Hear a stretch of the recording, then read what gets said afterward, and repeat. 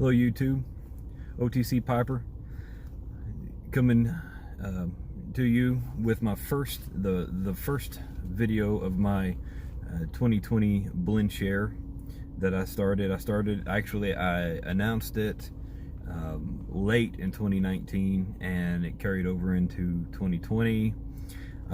6 people participated in this little project I've got going. Not necessarily a giveaway, you know, like in the traditional sense. It's just my way of connecting with the community and seeing what it is that you like. What would you like to try, and what's your favorite? So this is the first one. I've wanted to wait until February. I know we're a little bit into February now.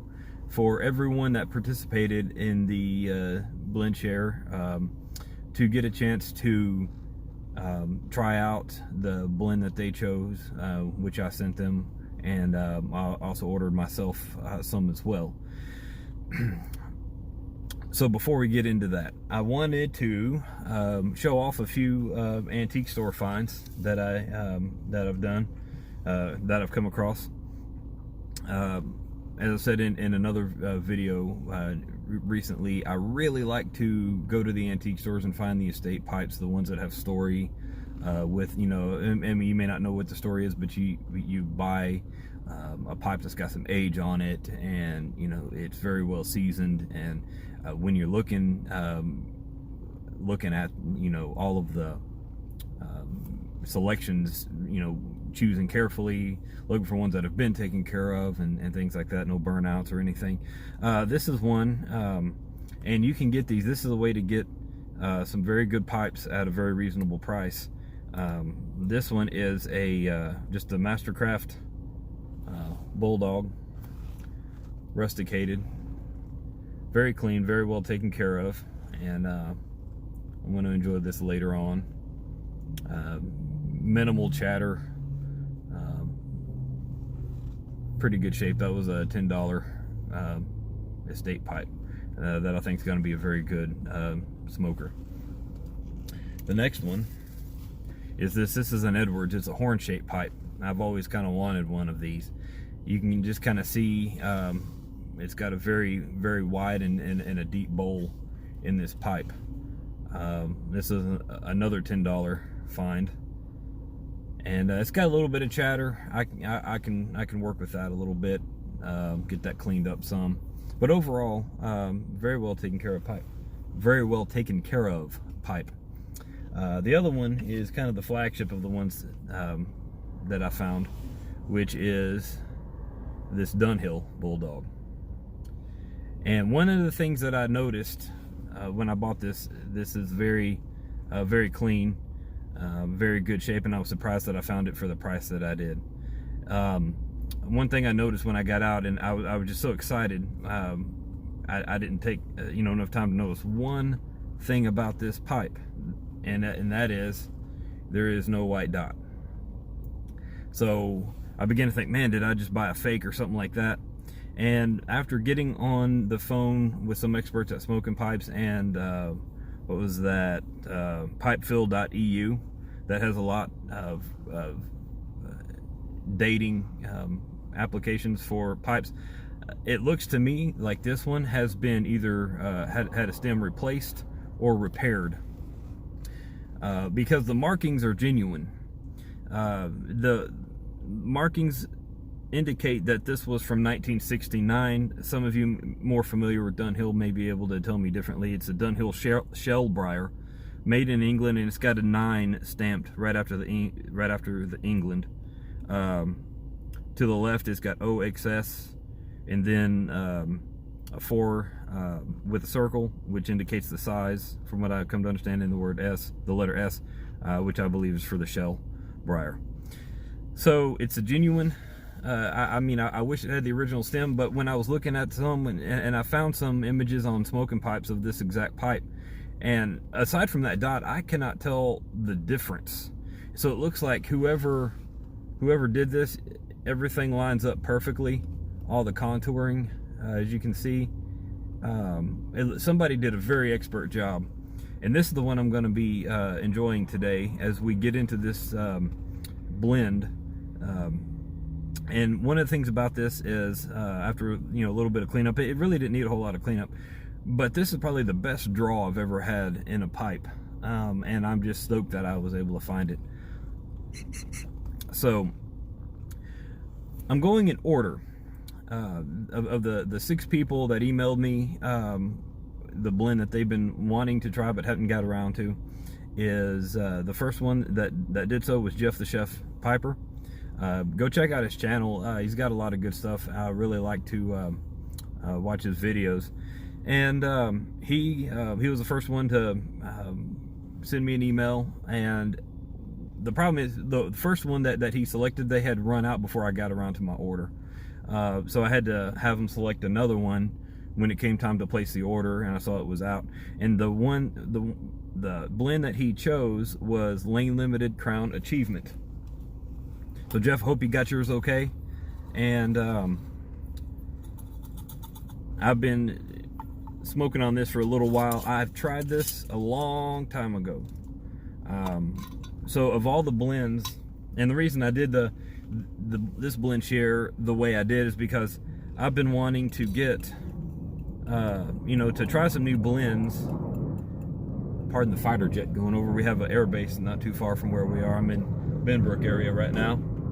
I've been wanting to try some new blends, and you get inundated with all the different descriptions and reviews, and it's very hard to, you get lost in them sometimes. So I just got on there and I engaged the community and said, hey, tell me something that you've been wanting to try and that you haven't got around to yet. And what I'm going to do is I opened up for 10 slots. I said on payday I'm going to order 2 ounces for you, 2 ounces for me. So we had 6 people jump on this one. This is the first one. I'm going in order that they, in my videos, I'm going in the order that they were sent to me on the email. So first one is Jeffthechef. So I'm going to load this one up, and I am going to try this in my new old Dunhill pipe. And did not bring my matches today because I was planning on being outdoors. Sometimes it's, it's hard, when the breeze picks up. But I'm out here in one of my haunts where I like to sit out by the Benbrook Lake. And wind's kind of up today, more than a gentle breeze. So that's why I'm coming to you in my car right now. Probably can't see a whole lot of the scenery around me, but it's very beautiful out here. I love the fall and the winter time. And so I'm getting this packed up here, and we're going to give this a try. Now, I don't do a lot of first impressions because I feel like there's a lot of just dead air while I'm just trying to sit there and process what I'm feeling and what I'm tasting and getting from it. And so I've taken some time I've spent some time with this blend so that I could, do it justice and do a proper video. And I see we're getting up to about 8.5 minutes, and I'm trying not to make this too long so I don't keep you hostage too long. But we're going to go over some points that I have found with this blend, and there's not really very many blends at all that I could get on here and say I do not like this blend. There are some that I may like more than others, but after trying this one again after some years, it's really kind of come alive again to me. And I'm finding some things, and I'm noticing some things that I didn't notice before. So let me get this lit up real quick.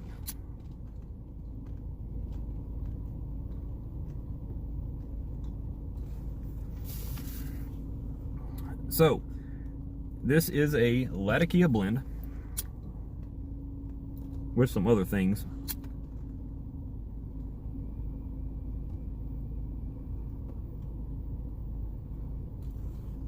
I know I kind of speak in generality when I say a Latakia blend. But the first thing that I didn't do when I had it open the first time is the jar note.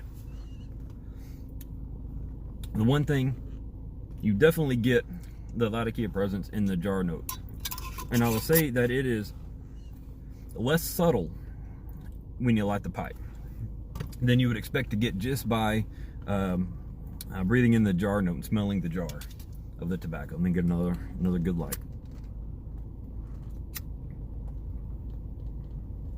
So the latakia is still very present in the, excuse me, in this blend. And what you're going to get, and what I noticed in this, okay, first of all, let's go over the ingredients. It's a ribbon cut. It's latakia, Virginia, perique, and Oriental. The first thing that I noticed was the slight pepperiness I think you get from the perique and the latakia. But there's a sweetness behind it all that's very pronounced. It's a very, you know, there's an undercurrent of sweet that goes through this thing. And that's what you're getting. I believe that's the Orientals kind of working in there. Maybe a little bit of the Virginias. But at first light, I don't really get the Virginias coming through right now. I get the sweetness from the Orientals, maybe a little bit of sweetness from the Virginias. I think the pepperiness that kind of goes along with the light pepperiness that goes along with the sweet notes. It's, you know, from the latakia and the perique, and really in some ways maybe all of them working together. And that's one thing that I like about this blend is all of the ingredients kind of stand out on their own, and then they come together and blend very well and make the final product of what this is, the experience of Crown Achievement is. And why I believe that this is one for the seasoned piper that really likes a good latakia-forward blend, but also a beginner piper that maybe want to explore latakias, because it's a simple, easy to pack ribbon cut. It comes to you, at least it did for me, just right, the right amount of moisture. You know, like I say, it's very no nonsense blend. And I like latakia, but it's not something that I go to often. But if I had to pick a latakia go to right now, it would probably be this one. And what you're gonna, and I'm not gonna hold you through while I smoke this entire bowl, okay? But one thing that you're gonna notice is about halfway into the bowl, the Virginias start to pop out a little bit. And I'm not there yet. But earlier today, knowing I was gonna do this video, I wanted to have a bowl just to, you know, check it out again, experience it, see if there's anything else that I'm feeling about it or tasting. And yeah, about halfway through the bowl, I noticed the Virginias were starting to pop out. They were starting to kind of shine a little bit. And then when you get down more toward the bottom, that's the perique's time to come right out and shine. So you get a little bit more of the pronounced, you know, pepperiness from the perique. Still remains, to me, it still remains sweet all the way through. You can definitely tell a distinct sweetness to this blend, and that's what makes this just a good all-around blend, in my opinion. So I hope I've done the blend justice and told you something good about it.